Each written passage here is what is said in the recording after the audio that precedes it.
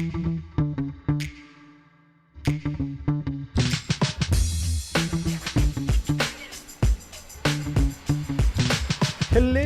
It's Relationships at Work, your leadership guide to building workplace connections and avoiding blind spots. I'm your host, Russel Lolacher, that communications and leadership expert that is regularly on this show. Got a couple of decades of experience in both those areas and a whole heap of curiosity on how we can make the workplace a better place, just like you. If you're a leader trying to understand and improve your impact on work culture and the employee experience, you're in the right place. It's mini episode time. Just a quick, valuable bit of information to help your mindset for the week ahead. These are all, of course, always inspired by our Raw Note newsletter, which comes out every week. You can find us on LinkedIn, or you can sign up through email off the website, relationshipsatworkshow.com. It's up there at the top. Follow the directions. You'll get right there. Our topic today is one near and dear to my heart because it breaks my heart every time I get the sense of this from leaders. Our topic today is good leaders aren't alone, even when it feels like it. Throughout my career, I've been honored to be someone people feel safe confiding in about their frustrations, their heartache, their ideas, their passions in all parts of the workplace. This only increased over the years as I built relationships and established a reputation. And of course, this podcast called Relationships at Work, it kind of solidified a few relationships. And I've been doing it for 3.5 years. So I am always grateful to have that space to listen to you who's going through troubles or frustrations. And what's really stood out for me is the loneliness of leaders. Now, generally good leaders feel alone because of how they think about and approach work and how it doesn't always align with those around and above them. They're great leaders.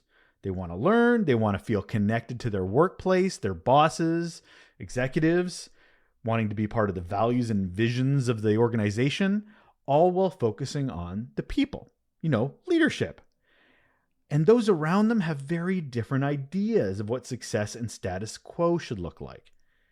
These great leaders often feel like leadership, I'm using air quotes here, is just a word others use, not one they actually practice.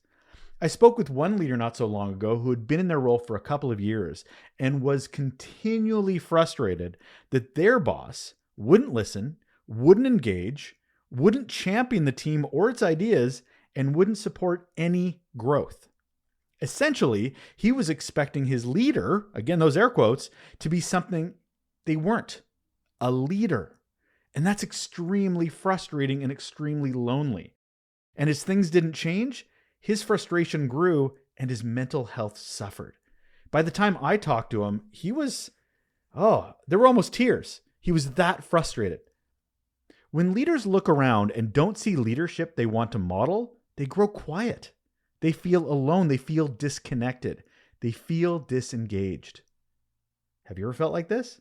Might not be in the job you're in now, but at one point in your career? Here's what we have to remember in these moments. We are not and never will be alone. Others are going through the same struggles, and they can become an incredibly important community to support you, both informally and formally. Even when we can't rely on those in our own hierarchical structure, there is an opportunity to connect with others that are just like you, just like me, just like us, going through these frustrations. There are others who want to learn, want to mentor, want to listen, want to engage, and want to prioritize time for growth with those who also want to improve as leaders. If we find ourselves in these frustrating situations, it's time to stop looking up and start looking around for those who get it. So a question today we have in our mini episode is, how do you build a leadership community when you feel disconnected from your own leaders? Well, the first thing we can do is seek out like-minded peers in our organization. Connect with colleagues at our own level or in other departments. Look beyond what's right in front of you. Those who share our values and commit to leadership. We could be in an all-staff meeting and see somebody and love the questions they ask or the comments they make and go, that's somebody I want to get to know. That's somebody who gets it. Maybe go for lunch, go for coffee, connect. These peers can become an informal advisory group where you can share challenges, ideas, and encouragement. Another thing we can do is create or join leadership networks. You can establish a leadership circle or discussion group because, again, you can create them if they don't exist, because they don't always, but sometimes they do, where leaders can openly talk about struggles and strategies. Now, this could be a regular lunch group. It could be a Slack channel or an internal mentoring program.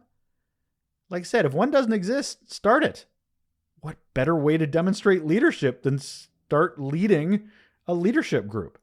And if they might exist and you don't know about them, ask around. Ask leaders you respect and admire, how do they engage? Is it a mastermind group? Is it an online community? Whatever it looks like, start getting super curious, because you may not have to start one. One could be actually very active and very beneficial already out there that you're just not connecting with. And last, engage in some external communities. This is outside your own organization, because you may need to look beyond. Professional associations, industry groups, LinkedIn communities, or even leadership podcasts like this one can provide inspiration, mentorship, a sense of belonging that might be missing at work. I will note there's a lot of value in virtual communities, but I'd also suggest balancing with real-world interactions. There's just a different energy and added weight when you're in the same space as people who think like you and connect with you. And finally, don't waste too much time putting stock in people who don't put the same stock in you. If those around you aren't leading, this is your opportunity to build the relationships at work that will support your own well-being and growth. We can't make people be good leaders. We can't expect them to either. That's not our job. That's their job. So what we need to do is reach out, build our networks. Leaders, you're not alone. If anything you listen to from this, leaders, you are not alone. You may actually have a community of growth and support waiting for you, just waiting for someone like you to join so they can support you, encourage you, and be part of your leadership journey. How's that for quick? Not bad, eh? That'll do it for another mini episode of Relationships at Work, your leadership guide to building workplace connections and avoiding blind spots. I'm your host, Russel Lolacher. Always enjoy spending even brief moments with you.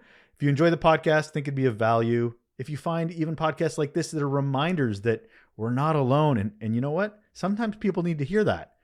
Please share it with others if you find it'll be of value to them. All right, take care of yourself, and we'll talk again.